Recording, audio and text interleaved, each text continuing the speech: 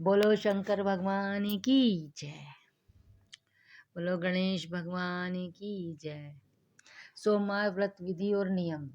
सोमवार का व्रत साधारणतः दिन के तीसरे पहर तक होता है। व्रत में फलाहार या पारण का कोई खास नियम नहीं है। दिन रात में केवल एक समय भोजन करें। इस व्रत में शिवजी पार्वती का पूजन करना चाहिए। साधारण प्रति सोमवार, सौम्य प्रदोष और 16 सोमवार। विधि तीनों की एक जैसी ही होती है। सोमवार व्रत कथा। एक नगर में एक धनी व्यापारी रहता था। दूर दूर तक उसका व्यापार फैला हुआ था। नगर में उस व्यापारी का सभी लोग मान सम्मान करते थे। इतना सब कुछ होने पर भी वह व्यापारी बहुत दुखी था, क्योंकि उस व्यापारी का कोई पुत्र नहीं था। दिन रात उसे एक ही चिंता सताती रहती थी। उसकी मृत्यु के बाद उसके इतने बड़े व्यापार और धन संपत्ति को कौन संभालेगा। पुत्र पाने की इच्छा से वह व्यापारी प्रतिदिन सोमवार भगवान शिव की व्रत पूजा किया करता था। सायंकाल को व्यापारी शिव मंदिर में जाकर भगवान शिव के सामने घी का दीपक जलाया करता था। उस व्यापारी की भक्ति देखकर एक दिन पार्वती जी ने भगवान शिव जी से कहा, हे प्राणनाथ, यह व्यापारी आपका सच्चा भक्त है। कितने दिनों से यह सोमवार का व्रत और पूजा नियमित कर रहा है। भगवान, आप इस व्यापारी की मनोकामना अवश्य पूर्ण करें। भगवान शिव ने मुस्कुराते हुए कहा, हे पार्वती, इस संसार में सबको उसके कर्म के अनुसार फल की प्राप्ति होती है। प्राणी जैसा कर्म करते हैं उसे वैसा ही फल प्राप्त होता है। इसके बावजूद पार्वती जी नहीं मानी। उन्होंने आग्रह करते हुए कहा, नहीं प्राणनाथ, आपको इस व्यापारी की इच्छा पूरी करनी ही पड़ेगी। यह आपका अनन्य भक्त है। प्रति सोमवार आपका विधिवत व्रत रखता है और पूजा अर्चना के बाद आपको भोग लगाकर एक समय भोजन ग्रहण करता है। आपको इसे पुत्र प्राप्ति का वरदान देना ही होगा। पार्वती का इतना आग्रह देखकर भगवान शिव ने कहा, तुम्हारे आग्रह पर मैं इस व्यापारी को पुत्र प्राप्ति का वरदान देता हूँ, लेकिन इसका पुत्र 16 वर्ष से अधिक जीवित नहीं रहेगा। उसी रात भगवान शिव ने स्वप्न में उस व्यापारी को दर्शन देकर उसे पुत्र प्राप्ति का वरदान दिया और उसके पुत्र के 16 वर्ष तक जीवित रहने की बात भी बताई। भगवान के वरदान से व्यापारी को खुशी तो हुई, लेकिन पुत्र की अल्पायु की चिंता ने उस खुशी को नष्ट कर दिया। व्यापारी पहले की तरह सोमवार का विधिवत व्रत करता रहा। कुछ महीने पश्चात उसके घर अति सुंदर पुत्र उत्पन्न हुआ। पुत्र जन्म से ही व्यापारी के घर में खुशियां भर गई। बहुत धूमधाम से पुत्र जन्म का समारोह मनाया गया। व्यापारी को पुत्र जन्म की अधिक खुशी नहीं हुई, क्योंकि उसे पुत्र की अल्प आयु के रहस्य का पता था। यह रहस्य घर में किसी को नहीं मालूम था। जब पुत्र 12 वर्ष का हुआ तो शिक्षा के लिए उसे वाराणसी भेजने का निश्चय हुआ। व्यापारी ने पुत्र के मामा को बुलाया और कहा कि पुत्र को शिक्षा प्राप्त करने के लिए वाराणसी छोड़ आओ। लड़का अपने मामा के साथ शिक्षा प्राप्त करने के लिए चल दिया। रास्ते में जहाँ भी मामा और भांजा रात्रि विश्राम के लिए ठहरते, वहीं यज्ञ करते और ब्राह्मणों को भोजन भी कराते थे।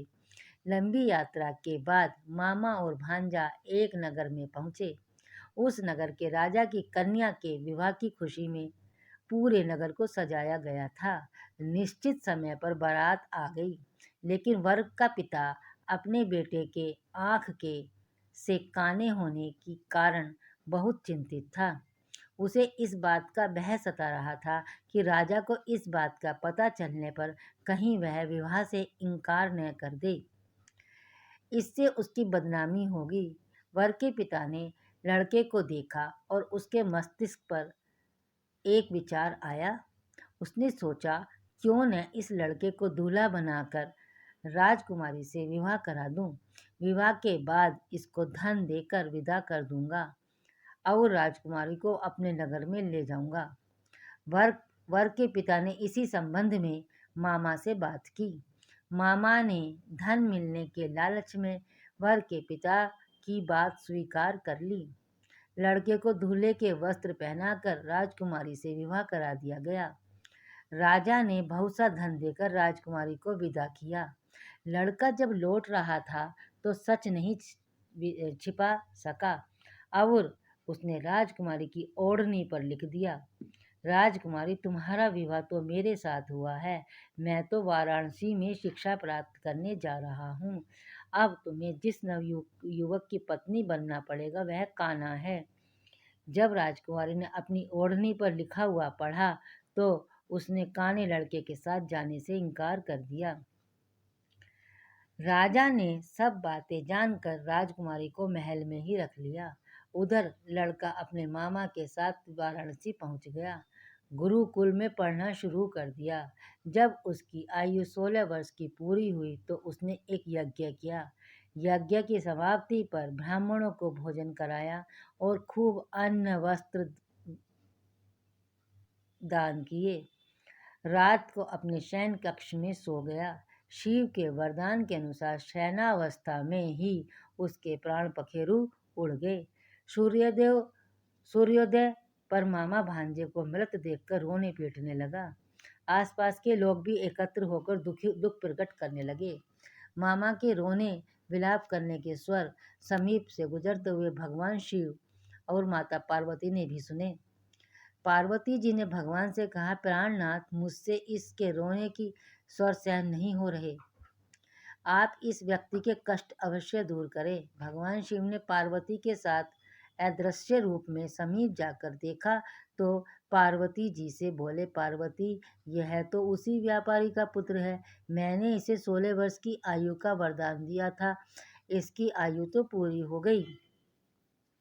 पार्वती जी ने फिर भगवान शिव से निवेदन किया कि हे प्राणनाथ, इस लड़के को जीवित करें, नहीं तो इसके माता पिता पुत्र की मृत्यु के कारण रो रो कर अपने प्राणों का त्याग कर देंगे।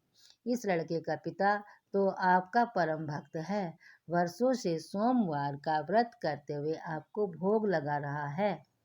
पार्वती के आग्रह करने पर भगवान शिव ने उस लड़के को जीवित होने का वरदान दिया और कुछ ही पल में वह जीवित होकर उठ बैठा। शिक्षा समाप्त करके लड़का मामा के साथ अपने नगर की ओर चल दिया। दोनों चलते हुए उसी नगर में पहुँचे जहाँ उसका विवाह हुआ था। उस नगर में भी यज्ञ का आयोजन किया।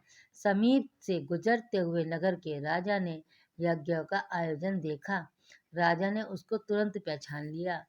यज्ञ समाप्त होने पर राजा मामा भांजा को महल में ले गया और कुछ दिन उन्हें महल में रखकर बहुत सा धन वस्त्र देकर राजकुमारी के साथ विदा किया। रास्ते में सुरक्षा के लिए राजा ने बहुत से सैनिकों को भी साथ भेजा। नगर में पहुंचते ही एक दूत को घर भेजकर अपने आगमन की सूचना भेजी। अपने बेटे के जीवित वापस लौटने की सूचना से व्यापारी बहुत प्रसन्न हुआ। भूखे प्यासे रहकर व्यापारी और उसकी पत्नी बेटे की प्रतीक्षा कर रहे थे। उन्होंने प्रतिज्ञा कर रखी थी कि यदि उन्हें अपने बेटे की मृत्यु का समाचार मिला तो दोनों अपने प्राण त्याग देंगे। व्यापारी अपनी पत्नी और मित्रों के साथ नगर के द्वार पर पहुंचा। अपने बेटे के विवाह का समाचार सुनकर पुत्र वधू राजकुमारी को देखकर उसकी खुशी का ठिकाना न रहा। उसी रात भगवान शिव ने व्यापारी से स्वप्न में आकर कहा, हे श्रेष्ठी, मैंने तेरे सोमवार के व्रत करने और व्रत कथा सुनने से प्रसन्न होकर तेरे पुत्र को लंबी आयु प्रदान की है। व्यापारी बहुत प्रसन्न हुआ। सोमवार का व्रत करने से व्यापारी के घर में खुशियां लौट आई।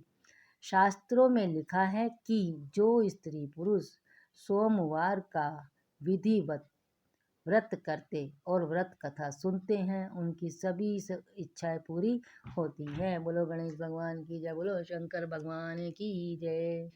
कथा के बाद आरती अवश्य करनी चाहिए, तभी व्रत का पूर्ण फल प्राप्त होता है। ओम जय शिवी ओंकारा, प्रभु हरि शिवी ओंकारा, ब्रह्मा विष्णु सदाशिव अर्धांगीरारा। ओम जय शिवी ओंकारा। एकानंद चतुरानंद पंचानंद राजे, स्वामी पंचानंद राजे, हंसासन गरुरासन वृषवाहन साजे। ओम जय शिवी ओंकारा। दो भुजे चार चतुर भुजे, दस भुजते सोहे, स्वामी दस भुजते सोहे। तीनहु रूप निरखेता, प्रभु जी का रूप निराला, त्रिभुवन मन मोहे। ओम जय शिव ओंकारा। अक्षयमाला बनमाला मुंडे माला धारी, स्वामी मुंडे माला धारी। त्रिपुरारी कंसारी, त्रिपुरारी कंसारी, वरमाला धारी। ओम जय शिव ओंकारा। श्वेतांबर पीतांबर वागांबर अंगे, स्वामी वागांबर अंगे। सनकादिक ब्रह्मादिक, सनकादिक ब्रह्मादिक, भूतादिक संगे। ओम जय शिव ओंकारा। कर में श्रेष्ठ कमंडलु, चक्र त्रिशूल धरता, स्वामी चक्र त्रिशूल धरता। जग करता जग हरता, जग करता जग हरता, जग पालन करता। ओम जय शिव ओंकारा। ब्रह्मा विष्णु सदा शिव जानते अविवेका, स्वामी जानते अविवेका। प्रणवाक्षरी के मध्य, प्रणवाक्षरी के मध्य, ये तीनों एका। ओम जय शिव ओंकारा। तेरे गुण आरती शिव जी की जो कोई नर गावे, स्वामी प्रेम सहित गावे। कहते शिवानंद स्वामी, भजते हरि हरे स्वामी, मनवांचित फल पावे। ओम जय शिव ओंकार। बोल शंकर भगवान पार्वती माता की जय, बोल मेरे गणेश भगवान कार्तिकेय भगवान की जय।